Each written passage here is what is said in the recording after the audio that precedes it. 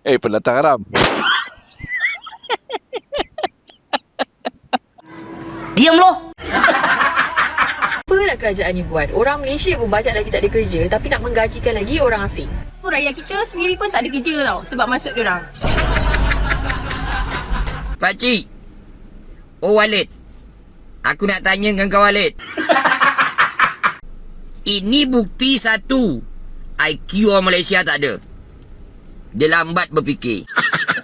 Weh, gila ke beras macam ni RM40 10 kilo? Baik aku makan ubi kayu daripada makan beras. Orang nak beras mangan ke apa?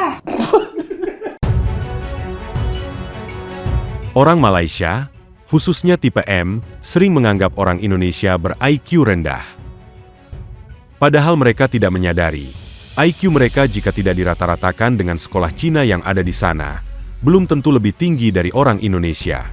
Ini terlihat dari pola pikir mereka yang aneh dan mentah, yang lebih sering tidak masuk pola pikir akal panjang.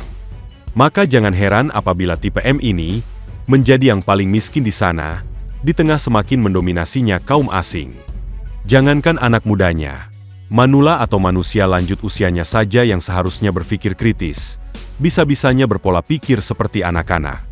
Contohnya saja masalah tenaga kerja Indonesia. Mereka hanya memakai untuk memandang Indonesia rendah. Padahal, tenaga kerja Indonesia di sana tidak mencapai 1% dari penduduk Indonesia. Dan banyak dari mereka sama sekali tidak menyadarinya sebagai bentuk penjajahan, di tengah maraknya pengangguran tipe M yang ada di sana. Ini baru yang resmi dari Indonesia, belum lagi yang ilegal, ditambah dengan tenaga kerja dari Asia Selatan yang sejatinya merampas hak-hak mereka. Anehnya mereka hanya mengambil pola pikir sempit yang penting bisa dianggap kaya. Faktanya semua orang sudah tahu, yang diklaim kaya itu sebenarnya milik kaum Cina Malaysia. Ada lagi masalah selundupan beras dari Malaysia ke Indonesia. Lagi dan lagi, tipe M hanya melihatnya dari sisi gengsi agar terlihat lebih mampu dalam urusan beras. Aneh sungguh aneh. Kesadaran untuk mengambil kesimpulan yang lebih mendalam justru hampir sama sekali tidak ada. Padahal, mereka sedang dibodoh-bodohi secara masif oleh orang Indonesia. Ini adalah urusan bisnis, tidak ada hubungannya dengan ketahanan pangan. Beras yang diselundupkan ke Indonesia itu adalah beras subsidi yang jelas lebih murah dari Indonesia. Bukan berarti murni harga berasnya murah, akan tetapi sudah disubsidi oleh pemerintahnya yang memakai uang rakyat, serta merugikan rakyat Malaysia itu sendiri. Masalah sesimpel itu saja mereka tidak sampai. Apalagi untuk urusan yang lebih rumit, seperti menghitung persentase penumpang kereta cepat Indonesia. Yang mereka pikir, mereka telah menyelamatkan nasib kereta cepat Indonesia. Sebenarnya paparan Mimin kali ini sangat rahasia, dan seharusnya tidak boleh diumumkan ke publik. Namun Mimin sadar, berita seperti ini sejatinya sulit untuk dipahami oleh orang Malaysia. Apalagi Mimin memakai bahasa dengan ejaan yang telah disempurnakan.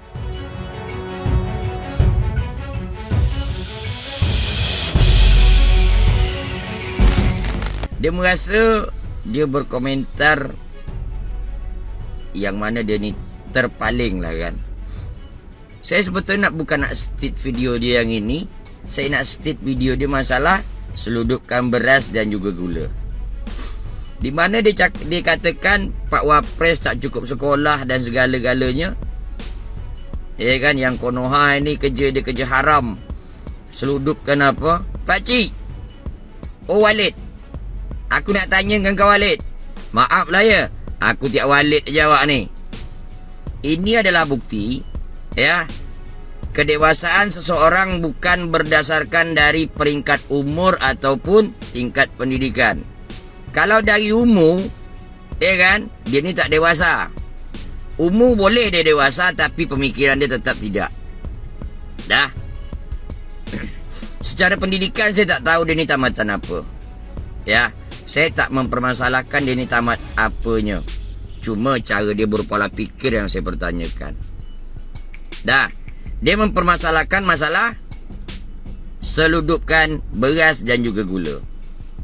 Walid, aku nak tanya dengan kau Walid. Mungkin ke tak orang Indonesia pergi ke Malaysia, dia kumpulkan sebanyak itu, tak sikit tu Walid, 19 ton. Entah berapa ton lah ceritanya tu. Mungkin ke tak dia kumpulkan, dia ambil beras subsidi, gula subsidi tu dia kumpulkan satu tempat. Kalaupun mungkin, itu berarti ada orang yang menyiapkan. Berarti bukan orang Indonesia. Kita pelajari dia sesuai dengan modus operandi. Saya biasa gunakan logika. Maka saya nak ajarkan orang bagaimana berlogika. Ya, bagaimana kita menyikapi satu permasalahan dengan sudut pandang yang berbeda. Anda mengatakan bahwasanya orang Indonesia adalah maling, adalah pencuri. Saya katakan orang Malaysia yang serakah. Dah, kita bahas. Kita kasih pencerahan. Satu kampit beras subsidi RM26. Sebab itu disubsidi oleh kerajaan. Kan? Kenapa dia jual dengan orang nak disudutkan ke Indonesia? Berarti angka-angka dia jelas. Itu dia. Sebab angka-angka dia jelas, berarti harga otomatis lebih mahal. Tak mungkin dia jual RM26 juga, bat. Pakailah kai. Kan? Saya cuma nak ajarkan logika dengan awak. Dah. Sebelum dibawa sama orang Indonesia ni balik ke Indonesia, berarti ada proses ke sana. Pertama, proses mengumpulkan dia. Siapa orang Malaysia yang mengumpulkan itu? Yang kedua, dia jual berarti lebih mahal. Sebab kalau jual di Malaysia, barang subsidi ni cuma RM26. Kan? Ini masalah duit, brother. Ini bukti satu. IQ orang Malaysia tak ada. Dia lambat berfikir. Dah. Yang kedua, konten kreator yang nyakapkan duit Indonesia murah, ini salah besar. Murah-murah pun duit kami, orang Malaysia jualkan barang subsidi tu dengan orang Indonesia ada gunakan rupiah.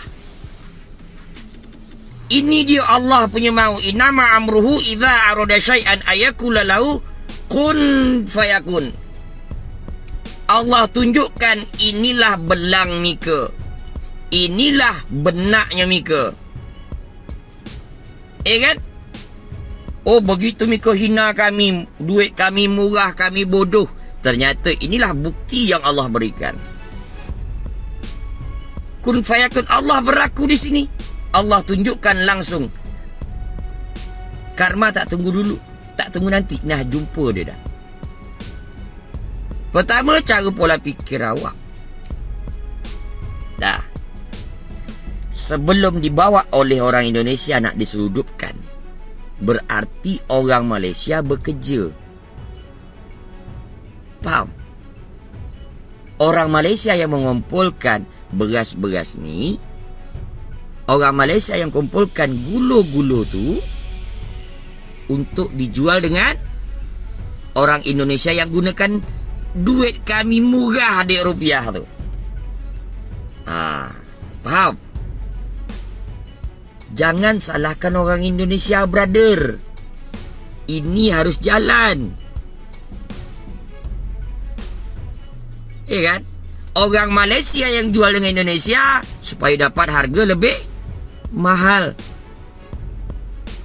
Dah dia kumpulkan, ada proses dia hantar ke pelabuhan untuk dimuat ke dalam kapal. Apa macam? Boleh buat? Ini dia. Berawal aku komen masalah nitrogen. Ternyata orang tu tak tahu apa itu nitrogen. Dia permasalahkan di Indonesia bayar, padahal Malaysia pun bayar. Sebab dia masih dalam tempurung, makanya dia tak tahu.